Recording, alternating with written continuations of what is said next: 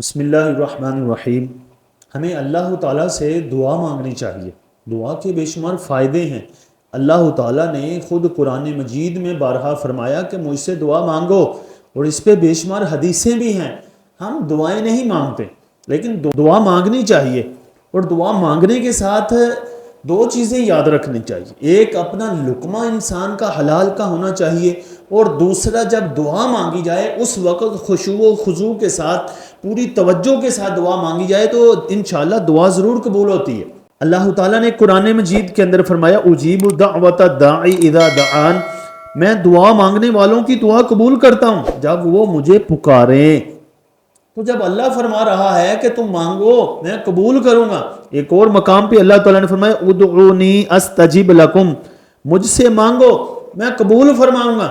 ایک سوال ہوتا ہے کہ ہم دعائیں مانگتے ہیں، بعض دفعہ ہمیں ایسا لگتا ہے کہ یہ قبول نہیں ہوئی، تو اس کا کیا ماجرا ہے؟ حدیث رسول ہے، نبی کریم صلی اللہ تعالیٰ علیہ وآلہ وسلم نے فرمایا کہ بندہ جو دعا مانگتا ہے وہ تین حال سے خالی نہیں۔ یہاں تو پہلی بات کہ اس کے گناہ بخش دیے جاتے ہیں، دوسری حالت کہ اس کو دنیا کے اندر فائدہ دیا جاتا ہے، اور تیسری بات کہ اگر انسان کی دنیا کے اندر یہ دعائیں قبول نہ ہوں، ظاہراً ہمیں فائدہ نظر نہ آئے، تو نبی کریم صلی اللہ تعالیٰ علیہ وآلہ وسلم نے فرمایا قیامت کے دن ان دعاؤں کے بدلے بندے کو جو اجر ملے گا، جو دعائیں قبول نہیں ہوئی تھی ان کے بدلے، تو بندہ قیامت کے دن خواہش کرے گا کہ میں نے جتنی دعائیں مانگی تھی دنیا میں قبول ہوتی ہی نہ، سب اسی دن کے لیے ہی جمع ہو جاتی، یعنی اتنا کثیر اجر ہمیں ملے گا۔ حدیث قدسی ہے کہ نبی کریم صلی اللہ تعالیٰ علیہ وآلہ وسلم نے فرمایا کہ اللہ تعالیٰ فرماتا ہے میں اپنے بندے کے گمان کے ساتھ ہی ہوں، یعنی جیسا وہ گمان رکھتا ہے میں ویسا ہی کرتا ہوں۔ اور پھر فرمایا کہ اللہ تعالیٰ نے فرمایا کہ بندہ جب دعا کرتا ہے تو میں اس کے ساتھ ہوتا ہوں۔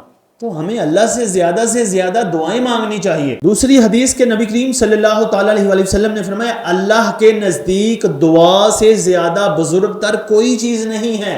تو اب ہمیں زیادہ سے زیادہ دعائیں ہی مانگنی چاہیے۔ ایک اور حدیث قدسی کے نبی کریم صلی اللہ تعالیٰ علیہ وآلہ وسلم نے فرمایا کہ اللہ تعالیٰ فرماتا ہے کہ جب تو مجھ سے دعا مانگتا رہے گا اور جب مجھ سے امیدوار رہے گا، میں تمہارے گناہ بخشتا رہوں گا چاہے کتنے بھی ہوں، مجھے کوئی اس کی پرواہ نہیں۔ یعنی اللہ کو دعا مانگنا پسند ہے کہ ہم اللہ سے مانگیں، کیونکہ اللہ ہے ہی وہ ذات پوری دنیا جس کی محتاج ہے، تو وہ اس کی محتاجیوں کو دور کرتا ہے۔ تو بندے کو چاہیے کہ اللہ سے ہی حاجتیں اپنی مانگتا رہے اور طلب کرتا رہے۔ ایک اور حدیث ہے کہ نبی علیہ السلام نے فرمایا کہ دعا مسلمانوں کا ہتھیار ہے، دین کا ستون ہے، اور دعا آسمان و زمین کا نور ہے۔ مومن کا ہتھیار بھی ہے، دین کا ستون بھی ہے، آسمان و زمین کا نور بھی ہے۔ ایک اور حدیث کے نبی کریم صلی اللہ تعالیٰ علیہ وآلہ وسلم نے فرمایا کہ جب کوئی مصیبت اترتی ہے تو دعا اس کو ملتی ہے، پھر اس کے ساتھ کشتی کرتی ہے، قیامت تک کشتی ہی کرتی رہتی ہے، یعنی وہ مصیبت وہ بلا بندے تک نہیں پہنچتی، بندے کی جو دعا ہے اس مصیبت کو روکے رکھتی ہے۔ نبی کریم صلی اللہ تعالیٰ علیہ وآلہ وسلم نے ایک دن صحابہ سے فرمایا کہ کیا میں تمہیں وہ چیز نہ بتاؤں جو تمہیں دشمن سے نجات دے اور تمہارا رزق وسیع کرے؟ پھر حضور نے خود ہی فرمایا کہ اللہ سے کثرت کے ساتھ دعا مانگتے رہا کرو۔ دعا مومن کا ہتھیار ہے، یعنی ہم دعائیں مانگتے رہیں تو دشمن سے بھی بچتے رہیں گے اور ہمارے رزق کے اندر بھی وسعت آئے گی۔ اب اگر اللہ سے کوئی نہ مانگے تو اللہ ناراض ہوتا ہے۔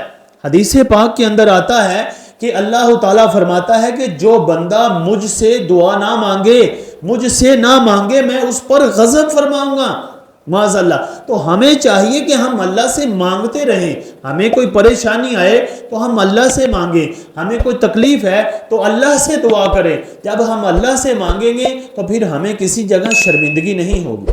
اللہ تعالیٰ مجھے اور آپ کو عمل کی توفیق عطا فرمائے۔